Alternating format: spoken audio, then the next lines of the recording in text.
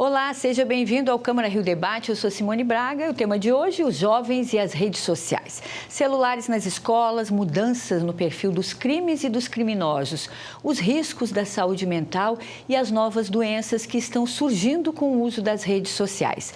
Estes são alguns dos assuntos que vamos conversar hoje com os nossos convidados. Eu recebo a doutora Vanessa Cavalieri, juíza da Vara de Infância e Juventude do Rio de Janeiro e autora do protocolo Eu Te Vejo. Seja bem-vinda, doutora. Muito obrigada pela sua presença. Obrigada pelo convite. Também recebemos o doutor Eduardo Jorge Custódio, pediatra, membro do Grupo de Trabalho de Saúde Digital da Sociedade Brasileira de Pediatria. Seja bem-vindo, doutor. Muito obrigado pelo convite. Vai ser um prazer estar aqui conversando por um tema tão importante com vocês. Eu que agradeço a sua presença. E antes da gente começar aqui o nosso bate-papo, vamos acompanhar algumas informações sobre o tema. Os jovens não desgrudam do celular. Podem ficar horas entretidos com a internet. É o caso do Bernardo. Eu vejo muito vídeo e TikTok também, que são aqueles vídeos curtos, né? Eu também gosto de ler ou de procurar temas que eu gosto no geral e essas coisas, tipo, nada muito relevante para a minha vida, admito. Ele admite também que o ambiente digital tem riscos e pode representar perigo especialmente para as crianças. Uma pesquisa divulgada em outubro de 2024 pela TIC Kids Online Brasil mostra que entre as crianças e os adolescentes que usam a internet no país, 83% têm perfis em plataformas como WhatsApp, Instagram, TikTok e YouTube.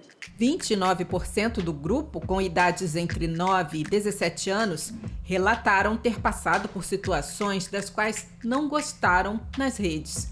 E entre os pequenos de 9 a 10 anos que estão na internet, 60% têm conta em pelo menos uma rede social, o que acende um alerta, já que as principais plataformas afirmam não aceitar usuários com menos de 13 anos.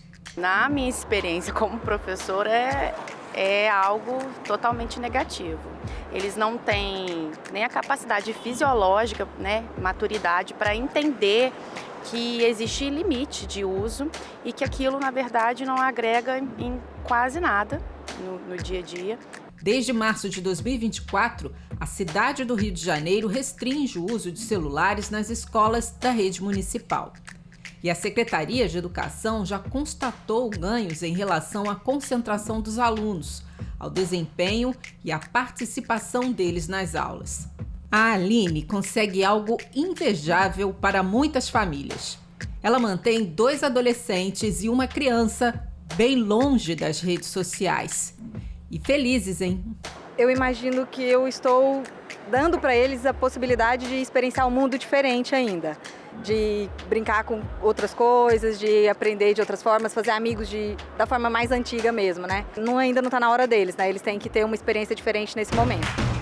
Bom, então eu vou começar aqui a minha pergunta para a doutora, mas antes até vou ressaltar uma fala que a senhora sempre diz, né? Que o pior lugar onde os jovens e as crianças estão, né, desamparados e desacompanhados dos adultos é justamente nas redes sociais. Então, qual o desafio principal dessas famílias, desses jovens, junto com esses novos crimes e perfil de criminosos, né? Eu acho que o maior desafio hoje em dia é que há uma grande discrepância entre o que as famílias entendem que é um lugar perigoso para os seus filhos e os riscos que as crianças e adolescentes realmente estão correndo. Eu costumo, às vezes, quando eu vou fazer palestras nas escolas, eu pergunto tanto para os alunos quanto para as famílias, geralmente separado ou eventualmente juntos, assim, me diz um lugar muito perigoso que seus pais não deixam você ir. Aí eles vão falar, meus pais não deixam ir no morro, meus pais não deixam ir sozinho à noite, não deixam ir para o bairro tal. Ninguém fala assim, um lugar muito perigoso que meus pais não deixam eu ir sozinho é nas redes sociais. E esse lugar é o lugar mais perigoso onde as crianças hoje estão expostas aos maiores perigos que existem, né? Então eu sempre digo assim, olha, se o seu filho está dentro do quarto dele, de porta fechada, mas ele está com o celular na mão, ele está com a internet no computador, ele não está sozinho no quarto. Ele tem a porta aberta para a rua entrar dentro do quarto dele. E quem é que entra? Entram pedófilos, entram criminosos, entram golpistas, entram psicopatas, né? As pessoas mais adoecidas da sociedade, hoje, elas têm muita facilidade em abordar uma criança ou adolescente. Porque antigamente, nos tempos analógicos, era preciso, por exemplo, um pedófilo encontrar uma criança num parque, num shopping, na rua, desacompanhada ou com um adulto distraído, que ele pudesse puxar essa criança pela mão, sequestrar. Hoje em dia ele não precisa fazer essa busca. A criança vai até ele. Ele sabe onde ela está. Então, ela está no TikTok, ela está no Instagram e ela está em determinados jogos online. Às vezes, as famílias falam assim, mas meu filho só joga Minecraft e é um joguinho bobinho de ficar ali fazendo cupcake, botando o vestido na boneca. E aí, eu convido as famílias a se colocarem no lugar do criminoso, né? Quando a gente, por exemplo, quer evitar que o nosso celular seja roubado, a gente pensa o que o criminoso, o ladrão, vai fazer. Ele vai aproveitar a janela aberta no sinal e puxar, ele vai aproveitar que você está ali digitando na rua, distraído, e puxar, né? A gente se coloca pensando como o criminoso agiria. E aí eu pergunto, como você, se você fosse um criminoso sexual que quisesse aliciar uma criança, para onde você ia?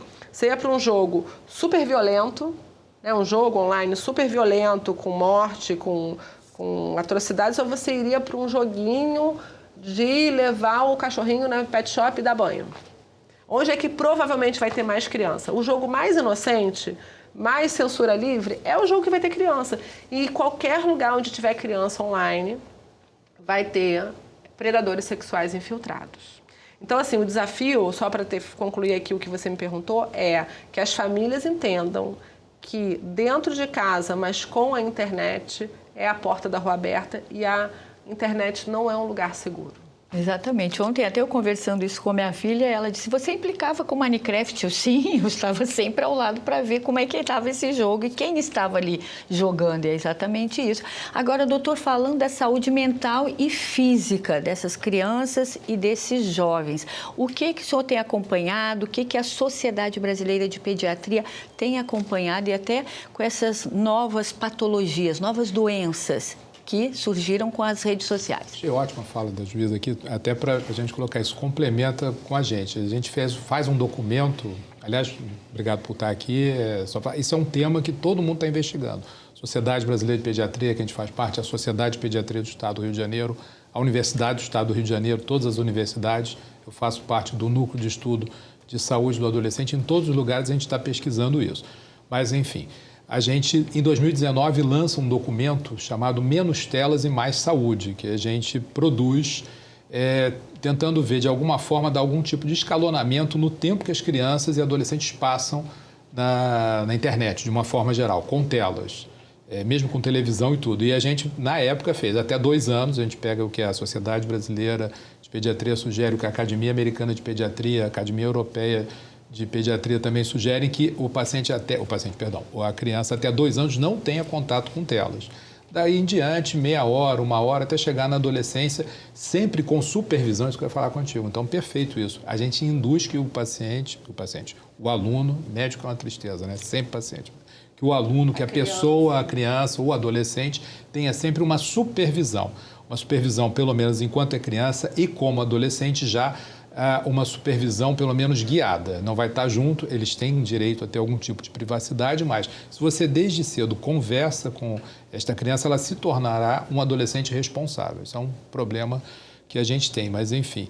Então, este uso excessivo da internet, vem as mídias sociais, mas toda a internet de uma forma, a juíza falou aqui de jogos, de tudo, a gente tem uma série de problemas como, por exemplo, dependência de jogos online. Agora tem um CID novo para isso, o DSM-4, que é o Manual de Doença Psiquiátrica, já tem isso como uma patologia, uma doença, dependência. Do mesmo jeito que você tem dependência ao cigarro, dependência ao álcool, você também tem dependência às redes, mas principalmente dependência de jogos online. Então, isso já é um problema. Leva a nossa saúde mental a um sério problema. Nós temos novas patologias, acho que a gente vai falar isso um pouquinho mais à frente, e temos patologias antigas, doenças antigas, que estão com uma roupagem nova. Aproveitando o que ela falou, não é só o predador sexual. O uso excessivo de redes sociais, por exemplo, uma criança pode ter sinais de depressão, por exemplo. Ela vê a vida social ali naquela rede, que maravilha, a pessoa, o coleguinha está sempre na Europa, está sempre sorridente, está sempre comendo, está vendo no Instagram. Sempre feliz. Sempre tudo, feliz. todo mundo feliz. Isso não é verdade o tempo todo. Isso geralmente também é uma deepfake que a gente encontra por aí, mas isso aparece ali. E você ainda tem questões também, de novo, que aí é um crime, é importante a gente estar conversando isso, do bullying e do cyberbullying. Então, antes você já sempre existiu o bullying, mas agora você tem o cyberbullying. Então, você tem alguma das coisas que a gente tem, uma das novas patologias chama-se FOMO, é Fear of Missing Out, que é muito comum em adolescentes. A tradução em português seria sensação de não pertencimento. Então, é quando a criança é excluída. Quando agora você vai ser cancelado.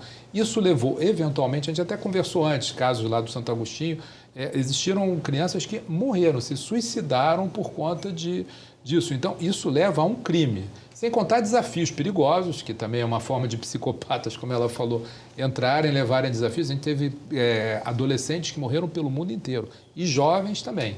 Então, você tem novas patologias, você tem grupos estudando isso e você vê isso crescendo cada vez mais e não há mais volta, você não vai mais voltar. A gente faz a nossa vida hoje pelo celular.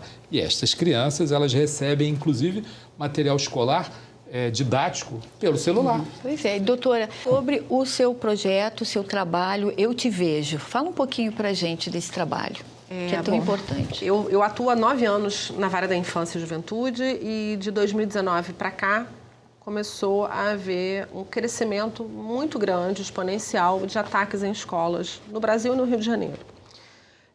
E eu comecei, então, eu acho que eu tenho um ponto de observação do fenômeno muito privilegiado, porque a minha vara, que é a vara que eu sou titular, é a única da capital inteira que recebe adolescentes infratores. Então, todos vêm para mim e eu converso com todos eles. E aí, interrogando 1, 2, 10, 20, 30, 40 adolescentes que planejaram, que se envolveram em ataques em escola, que efetivaram ou que não efetivaram porque a polícia chegou antes, mas, enfim, isso não importa quando a gente trata de diagnóstico das causas, eu percebi que havia uma identidade na trajetória desses adolescentes. Todos eles tinham passado pela mesma história até o dia em que eles decidiram fazer um massacre numa escola. E eram histórias de muita invisibilidade, de muitas violações, de muito sofrimento. E ninguém tinha visto, ninguém nunca via. Ninguém via enquanto eles estavam excluídos, todos eles passavam por histórico de exclusão desde muito novos.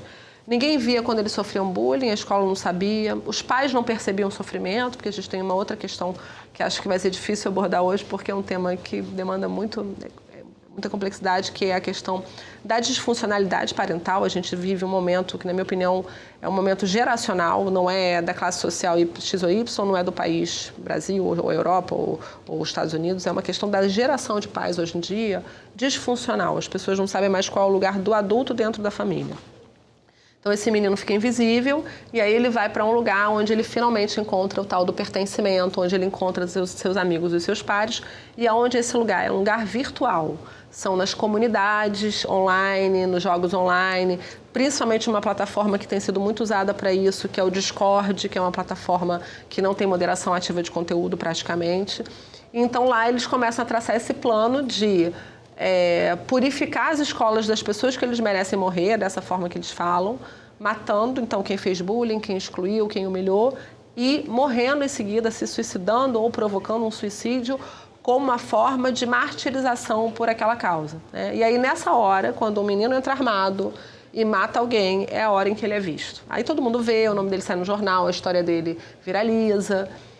E quando ele não morre, ele é visto com um objetivo muito claro: ser encarcerado para que ele não precise ser visto, que ele possa continuar não sendo visto.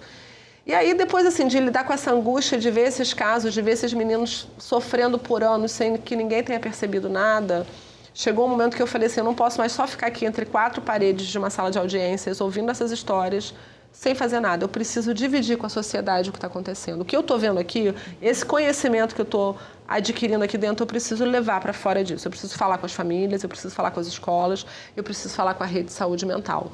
E aí, me reuni com um grupo, assim, um time maravilhoso de parceiros, de pessoas que colaboraram em pensar essa estratégia de ação, de enfrentamento. Então, as 2 secretarias de educação, municipal e estadual. Eu coordeno um trabalho de justiça restaurativa lá no judiciário, então as facilitadoras, um grupo de saúde mental, a própria Secretaria de Saúde Municipal com a Superintendência de Saúde Mental e o IPUB da UFRJ entraram como nossos parceiros, eu já sei que agora o NESA vai nos ajudar também. E a gente desenhou um protocolo, ou seja, um conjunto de estratégias que a gente entende que se as escolas colocarem em prática, a gente tem o efeito de reduzir muito essa violência ou até acabar com ela. Partindo de uma visão de que prevenção à violência não é evitar que um adolescente consiga entrar armado numa escola e matar alguém. Prevenção é fazer com que nenhum aluno tenha um dia a ideia de que ele tem que matar alguém para se vingar de uma situação de violência e de humilhação que ele passou. E esse protocolo, ele já funciona? Já funciona. Há quanto tempo? Ele já tem 1 ano e meio, mais ou menos, que ele está em funcionamento. Assim, ainda muitas ações já bastante pulverizadas, inclusive, assim, acho que um importante marcador do projeto é que uma das medidas sugeridas era a proibição do celular nas escolas. Então, a gente fez essa advocacy com o secretário municipal em 2023, meados de 2023. Aí ele assim, teve a coragem, né? Acho que foi uma decisão bastante corajosa, porque foi pioneira, de então implementar isso nas escolas municipais no início do ano passado. E como ele também é deputado federal, ele falou, eu vou fazer a lei. E aí foi aprovado agora no Congresso, estamos esperando só a sanção presidencial. Então esse é um benchmark do projeto, mas tem várias ações, né? Várias estratégias. Tá, ok. Eu vou chamar o nosso intervalo, mas nós já voltamos falando mais sobre o assunto. Não saia daí, que o Câmara Rio Debate já volta.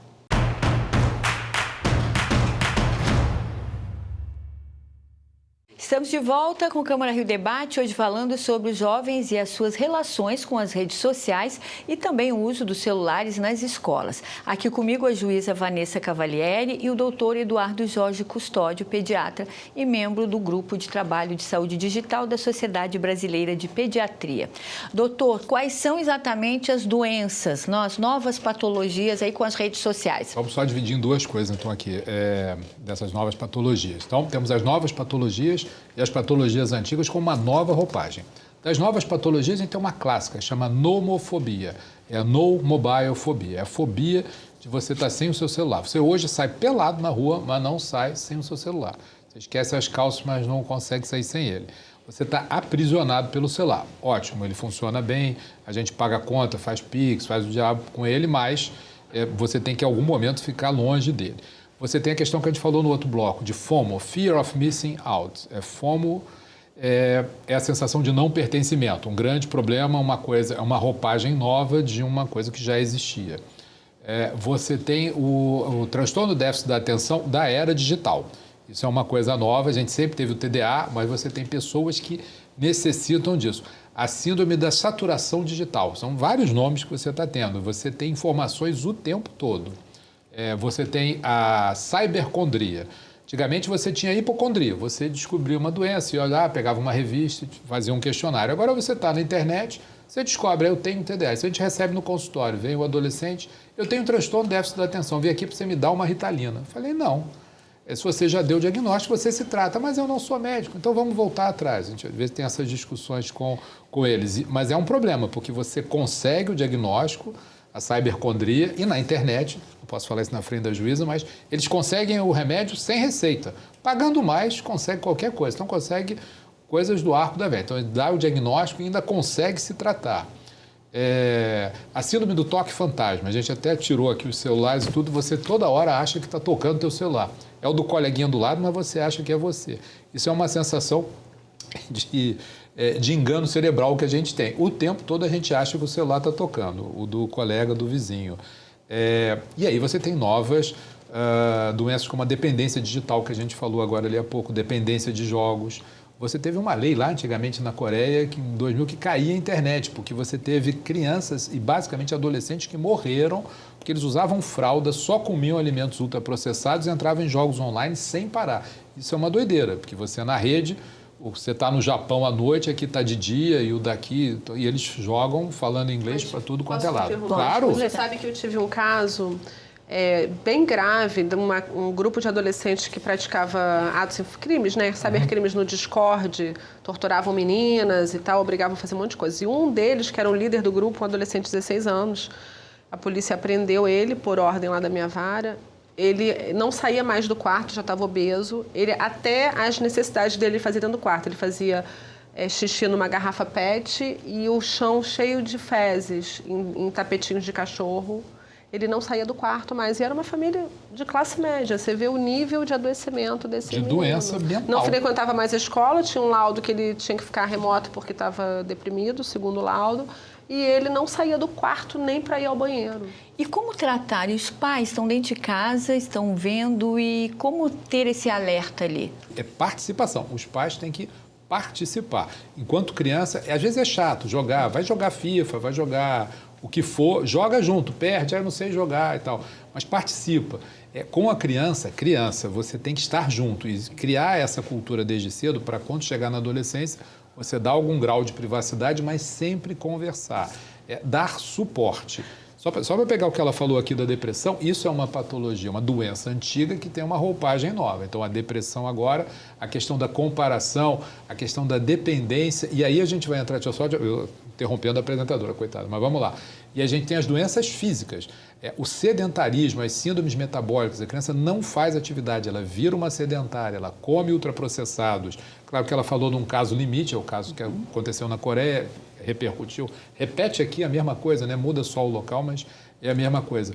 Então, hipertensão, obesidade, essas crianças vão ficar diabéticos com 20, 30 anos. Então, assim, a saúde física é problemática. A gente, na sociedade... miopia também, né? Miopia, não, eles vão entrar em risco ocular, síndrome do olho seco, a miopia. Agora, quando as famílias percebem isso, elas levam para o senhor? Tem que levar primeiro para o pediatra. A gente faz neurologia pediátrica, mas vai conversar com o pediatra então, ou com alguém. Então, aqui, já uma dica, né? O pai percebendo isso, leva para o médico para já fazer uma avaliação e acompanhamento. Quando que você se torna doença? Porque todo mundo se torna doença quando isso repercute na vida social e na vida profissional. Qual é a profissão da criança? É estudar. Então, repercutiu na vida acadêmica, repercutiu na vida social, a criança começa a mentir, o adolescente então muito, começa a mentir, a fazer as coisas, a esconder. Isso acontece direto e isso repercute no convívio dessa criança. Eles vão tentar muito isso, ir no médico também para conseguir um laudo para não ir para a escola.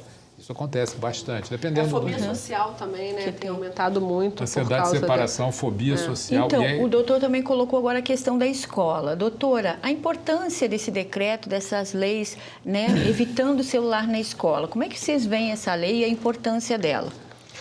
Bom, eu entendo que a proibição total de celulares nas escolas, inclusive e, na verdade, principalmente durante o horário do recreio, dos intervalos, é uma medida essencial. Eu imagino da seguinte forma, isso foi recomendação da Unesco em 2023, pedindo que todos os países do mundo proíbam leis celular nas escolas.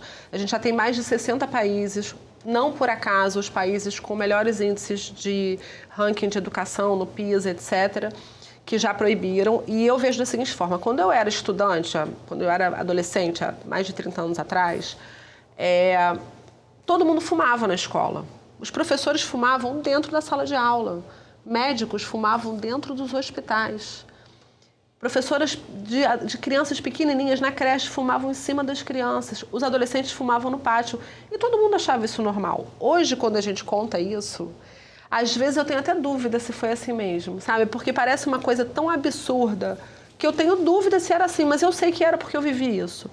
E eu acho que daqui a 20 anos, quando eu contar para as minhas netas que quando as mães delas eram pequenas, todo mundo usava o celular nas escolas, eu vou causar a mesma perplexidade.